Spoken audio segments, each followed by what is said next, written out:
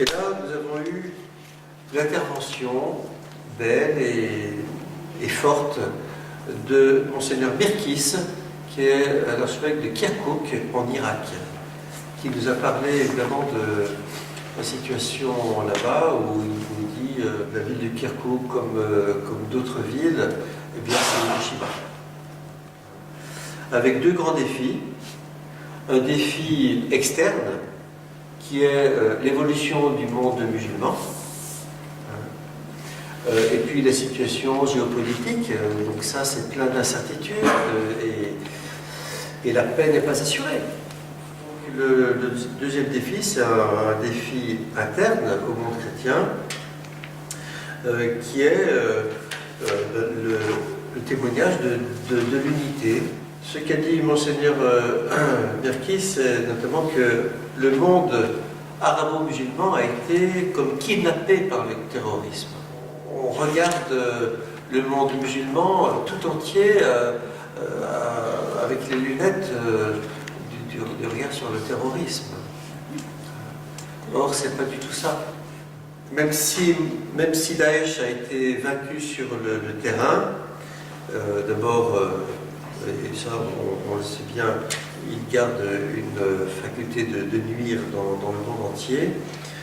Et puis, dans la région, eh bien, il y a le partage, les luttes entre les Kurdes, les Arabes, les chrétiens, les Yézidis et les autres minorités. Comment résister à Daesh? Pour nous chrétiens, la raison se pose en ces termes, l'enjeu est notre avenir ou notre disparition, avec celle d'autres composantes qui formaient la belle mosaïque de notre pays. C'est l'Évangile qui nous interpelle et nous pousse à affronter ces situations. Il faut tout faire pour la changer, cette situation, par la culture et la liberté, le travail intellectuel, l'ouverture, la tolérance, l'amour, la fraternité, la coexistence, et surtout le respect des droits de l'homme et de la diversité. Voilà. Cela ne sera possible qu'en jetant les bases d'une éducation et d'un développement durable à travers des programmes favorisant paix et stabilité. De même, la coopération en vue d'une vraie justice passera par un dialogue courageux, capable d'affronter les crises qui ont touché l'ensemble de la région et qui nous ont épuisés. Ainsi se lèvera un état de droit et des institutions au service du bien commun. Monseigneur Birkis a fait le pari, dans son diocèse de Kirkouk, de refonder une université.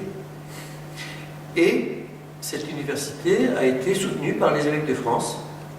Cette université a ouvert et compte aujourd'hui autour de 700 étudiants.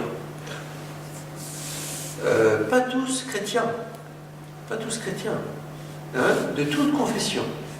Depuis ce jour, dit l'évêque, j'ai eu confirmation que le Seigneur était avec nous, avec ce projet qui est également une mission pour briser la barrière de la peur et rester fidèle au Christ sur cette terre.